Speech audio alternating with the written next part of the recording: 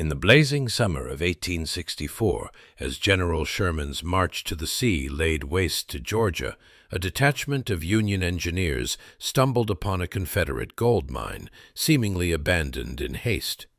But what they found, buried deep within its collapsed shafts, was far more chilling than any wartime secret, and it posed a question nobody could answer: who, or what, had been here before the war began? Our journey commences amidst the sweltering heat and the brutal, methodical destruction that characterized Sherman's Georgia campaign. The Union Army, a relentless tide of blue, was not merely fighting the Confederacy, it was dismantling its very infrastructure, its logistical routes. It was during this systematic advance, near the remote town of Dahlonega, a region known for its gold deposits since the Cherokee Gold Rush decades prior, that a particular regiment, tasked with scouting and securing natural resources, made a most peculiar discovery.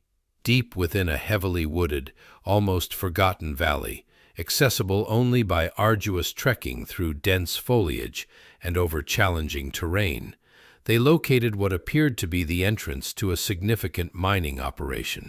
The signs were unmistakable: tailings piles, partially collapsed timber structures, tracks of heavy ore carts leading into a gaping, shadowed maw. Yet an eerie silence pervaded the area. There were no sentries, no signs of recent activity, no sounds of human endeavor. It struck the seasoned Union commander, Colonel Josiah Thorne, as profoundly unnatural. Even in retreat, the Confederate forces were typically meticulous about denying valuable assets to the enemy. This mine, however, had been abandoned in a way that defied conventional military logic. Upon closer inspection by Thorne's engineers, the true extent of the abandonment became starkly apparent. The primary entrance had been deliberately and meticulously collapsed, not by artillery fire or hurried demolition, but by what appeared to be expertly placed charges designed to seal it comprehensively. Further exploration revealed that several auxiliary shafts and ventilation tunnels had also been similarly sabotaged, rendered impassable with tons of rock and earth. This was not a quick, desperate act of destruction.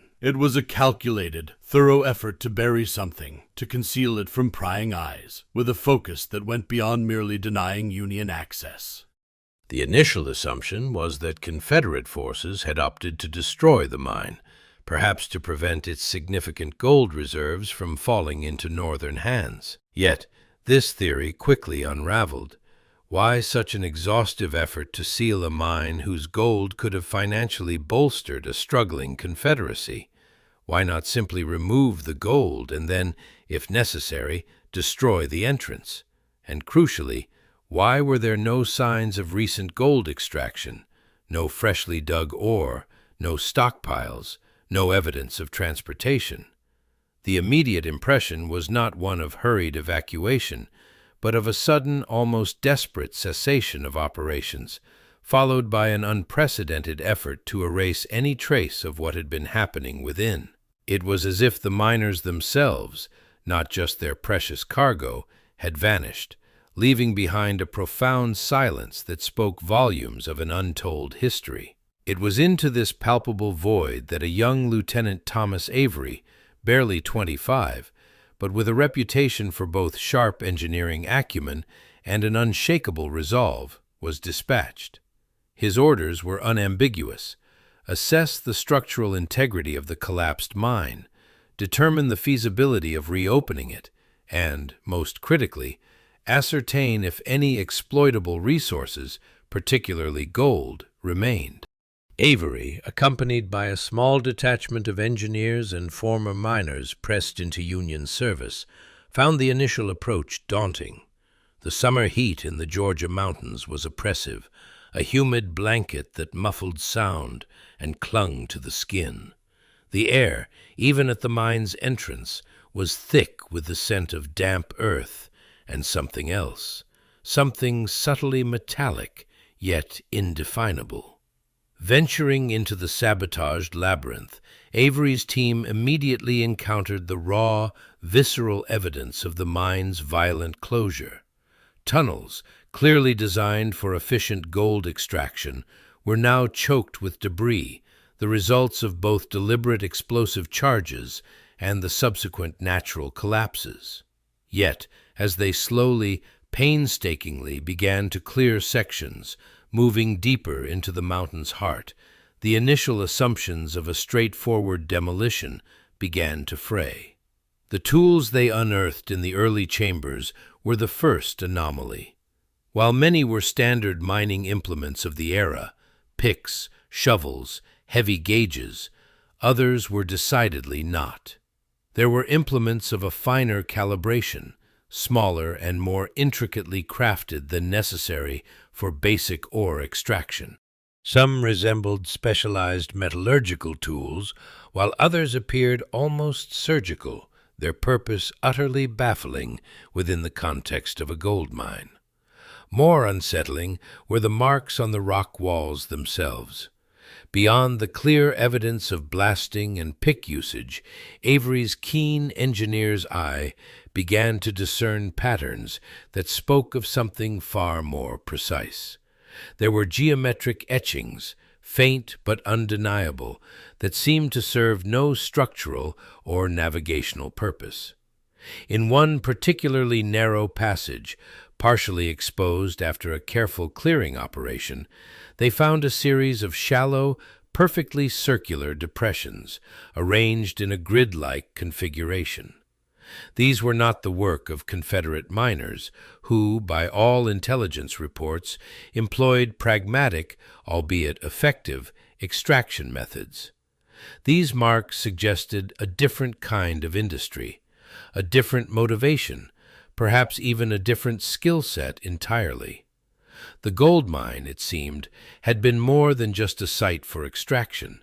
It had been, or was intended to be, something else entirely, something that the Confederates had gone to extraordinary lengths to bury, and perhaps to forget. As the Union contingent delved deeper, the initial expectation of gold-bearing ore gave way to an increasingly perplexing archaeological endeavor.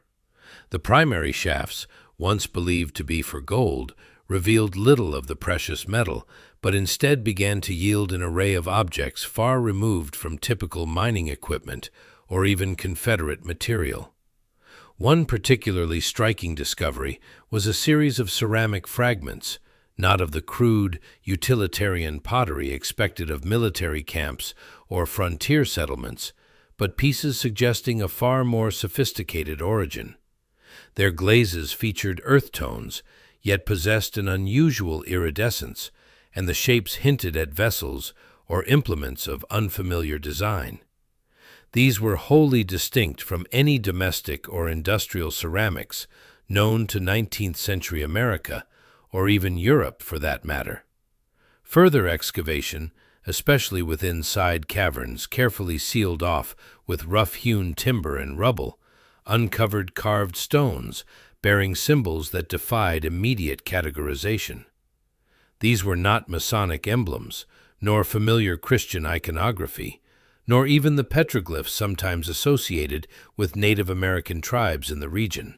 Instead, they depicted geometric forms interwoven with abstract representations of what could be celestial bodies or stylized figures, executed with a precision that belied the rough mining environment. The smooth, almost polished surfaces of these stones, some bearing faint traces of pigments, suggested not only artistry, but also a ceremonial or instructional purpose, elements profoundly out of place in a gold mine. Perhaps the most anomalous finds were metallic fragments, scattered sparsely but consistently through deeper, older strata of the mine. These pieces, when analyzed under even the rudimentary conditions of the field, exhibited properties that bewildered Avery and his men. They were not iron, nor copper, nor brass, nor lead. They were often incredibly light, yet surprisingly resilient, and some possessed a curious magnetic anomaly,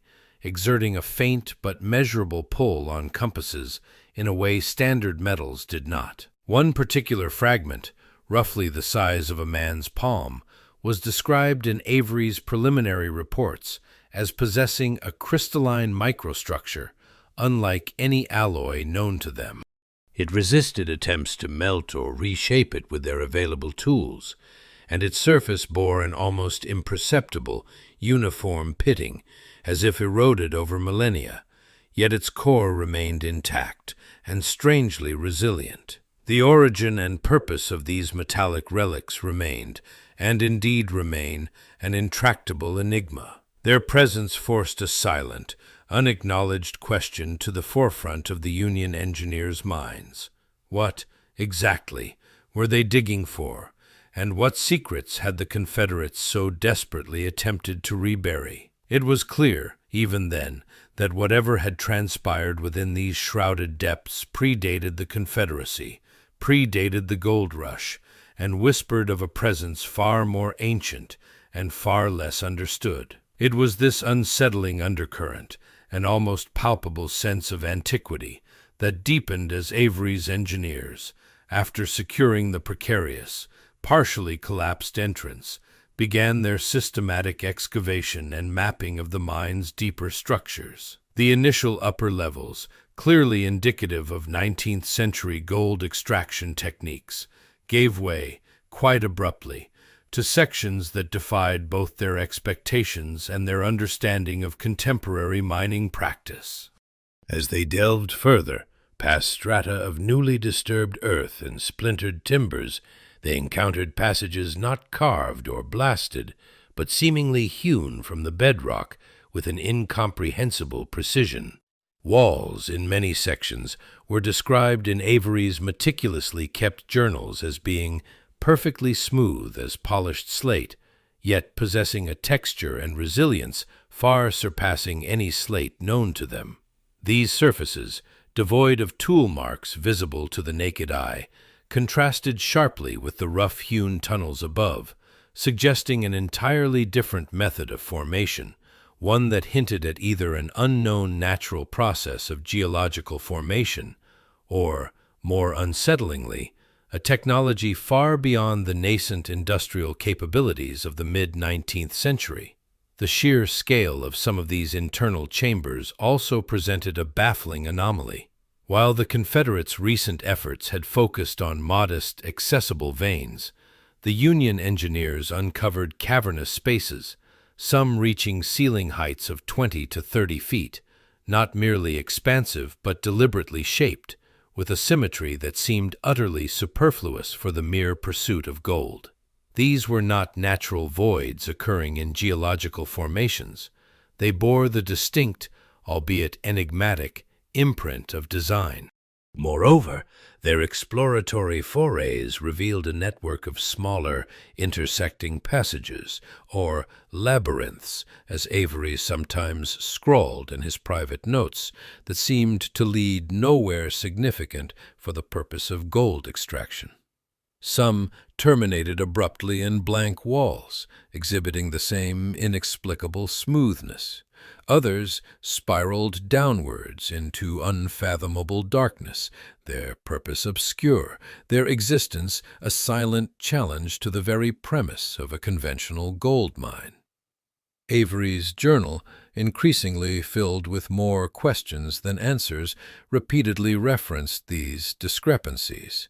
He noted in one entry, dated October 17, 1864, the discovery of a passage of singular construction, tapering from 18 feet at its apex to a narrow aperture no larger than a man's torso, running upwards at an 80-degree incline, devoid of any discernible mineral vein. He mused, with an uncharacteristic strain of wonder, what manner of egress or ingress could such an architect have intended? The implication was clear. These deeper structures, these perfectly smooth walls, these inexplicable passages whispered of a craftsmanship far older, far more sophisticated, and utterly divorced from the pursuit of commercial precious metals. They served, it seemed, a different, still unknowable purpose.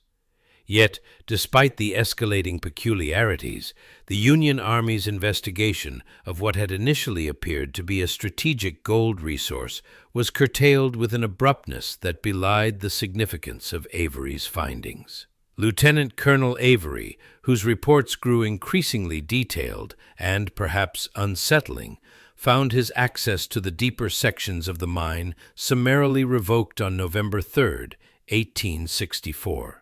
The official directive cited operational security concerns and a divergence from strategic priorities, a decidedly vague explanation given the potential economic and logistical advantages a functioning gold mine would offer an army in the field. His meticulously documented journals, filled with sketches of the anomalous subterranean architecture and speculative theories about its true origin, were confiscated under orders from higher command. Reports from witnesses within Avery's detachment speak of a rapid deployment of engineering teams who, rather than continuing exploration, methodically sealed off all accessible entrances to the deeper mine levels. Explosives were reportedly used to collapse passages, and tons of earth were moved to obscure the primary entrada, effectively burying not just the mine, but its secrets under a shroud of deliberate obscurity. Avery himself was reassigned shortly thereafter, transferred to an administrative post far from the front lines and any further geological surveys. His subsequent official reports, the few that surfaced, were heavily redacted, the more intriguing observations concerning the inexplicable smoothness of the walls and the non-mineral passages entirely excised. Rumors circulated among his former colleagues that his initial unredacted dispatches had been quietly dismissed as the product of overactive imagination or the stresses of prolonged field duty. The potential for a geological anomaly, let alone one hinting at an unknown prehistoric civilization, or even an entirely non-human construction, was, it seems, deemed too inconvenient a truth, too disruptive to the prevailing scientific and military paradigms to be allowed to persist. In the years following the war, Avery's life took on an increasingly reclusive quality. He published no memoirs, gave no interviews regarding his wartime discoveries in Georgia, and his attempts to access his confiscated journals through official channels met with consistent stonewalling. Some accounts suggest he spent his later years poring over ancient texts and obscure geological surveys, relentlessly searching for parallels to what he had witnessed beneath the Georgian earth. Others claim he simply vanished without a trace in the late 1880s, his disappearance noted only by a handful of acquaintances. The official record of the Union Army's engagement with the mine at Dahlonega became a sterile footnote, a brief mention of a reconnaissance mission that found no exploitable resources. The anomalous findings, the perfectly smooth walls, the strange upward-sloping passages, the absence of mining tools, and the sheer antiquity suggested by Avery's observations, were systematically purged from the historical narrative, transformed from a potential military asset into a conveniently buried secret. The question remains, what was so profoundly unsettling about Avery's discoveries that it warranted such an emphatic and deliberate suppression by the highest echelons of the military establishment? Was it simply an uncomfortable deviation from expected geological norms, or did it hint at a truth far more profound, far more alien than the Union Army was prepared to acknowledge, or perhaps than humanity itself was ready to comprehend? The lingering question, then, is not merely what the Union Army found, or indeed failed to find, but rather what it genuinely sought to bury. Was it simply the threat of Confederate resources, or something far more unsettling, something that transcended the immediate concerns of a civil war? the peculiar nature of the mine's infrastructure, if it can even be termed as such, those unnervingly smooth walls, the absence of conventional mining implements, the upward-sloping passages seemingly defying the logic of ore extraction, all paint a picture not of a simple gold mine, but of something altogether, fundamentally different.